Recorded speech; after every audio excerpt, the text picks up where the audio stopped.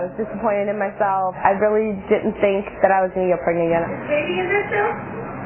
Right here. First, I was thinking about, just outright giving the baby up for adoption. And then my mom was like, if you do that, you're never going to be able to forgive yourself if you keep two and just give one away. A couple months down the road, I found out about State Families through a church. They will take your child for 3 to 6 months, different families from different churches, and they'll basically keep your child and support it financially and take care of it while you get back on your feet, get a job, find an apartment. One question that sticks out in my mind is she asked me, now after the baby comes back to me, are you going to want anything to do with us? And my husband and I, that was one thing that we had just prayed about and wanted so much, was after the baby was reunited with their mom, we still wanted to be part of their lives. I've never met anyone like that, like Jessica. I really haven't. The only person I could compare her to was my mom.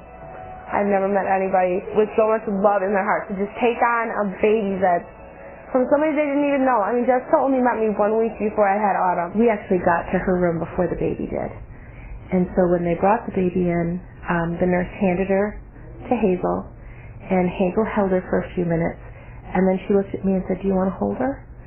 And my initial reaction was, this is your time with the baby. I don't need to hold her. I was fine when I left the hospital. I was actually excited for, Jessica to see her and be able to hold her and take her home and everything. And then, when we got back here and, I was holding her and everything, I was like, okay, I'm not going to cry. I'm not going to break down. I'll be fine. And then the minute I put her in her car seat and I watched her leave, that was really hard.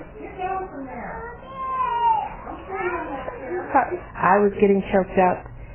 Hazel was choked up, and I said to Hazel, I'm just going to take her downstairs. And she said, yes, you got it. I'll take care.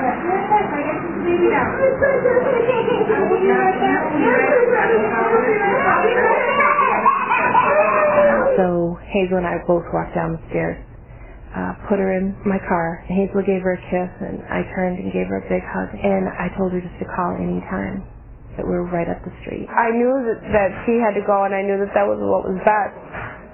But even now, when she comes over like every Sunday, it's so hard to watch her leave. It was such a dichotomy, leaving this one family crying about this baby and going to my home and having everyone being so excited about the baby. It was really beautiful to see my girls' reaction and to see my husband's reaction, and then to have him holding her and to have all my girls sitting on the chair around him, just falling in love with this little baby right off the bat.